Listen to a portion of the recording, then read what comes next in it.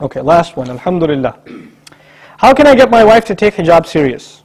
It's been a few years now and she still won't put it on. She thinks it's no big deal.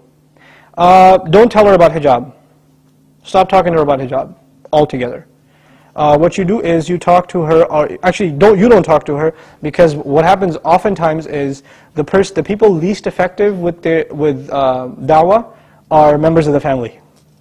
Like they would much rather listen to a stranger and actually take their advice than listen to someone in their family.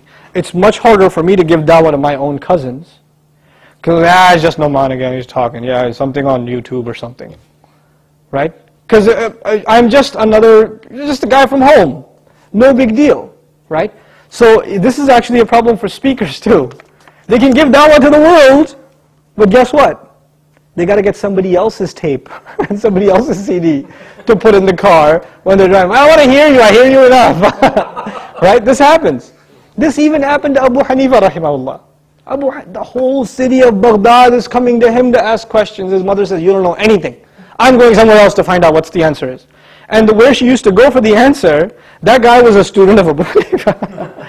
So he would know the answer. He'd say, I'll do my research and get back to you. He'd come to Abu Hanifa, rahimahullah. He would say, tell her this is the answer, but don't tell her it was from me. And he'll go back, right? So the first thing is acknowledge that a lot of times religion, when you try to give it to your family, you have to be a little tactful. You have to be a little, have more strategy, basically. Find a really good speaker about the hereafter, the day of judgment. The biggest problem for your wife, first of all, is not hijab. Hijab is a symptom, not the disease. The disease is a weakness of iman. How do you strengthen iman? You strengthen iman with a reminder.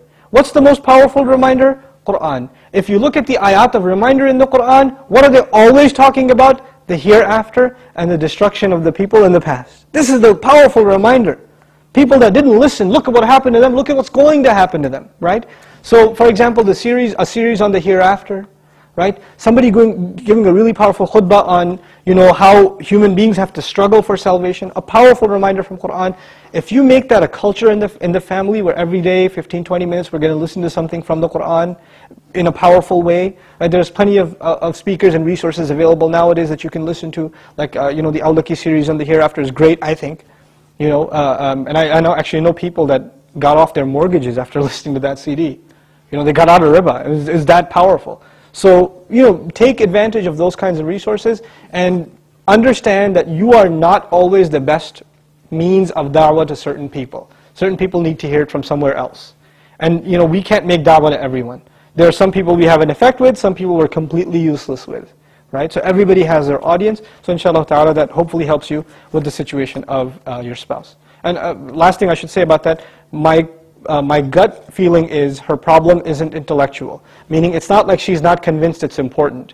It really is, she doesn't see the seriousness of obeying Allah in every last commandment. That's the real issue. Once that's resolved, hijab is going to come anyway. And among other things, inshallah ta'ala. All done? سبحانك اللهم وبحمدك نشهد أن لا إله إلا أنت نستغفرك ونتوب إليك والسلام عليكم ورحمة الله. سبحان الله والحمد لله ولا إله إلا الله والله أكبر. سبحان الله والحمد لله ولا إله إلا الله والله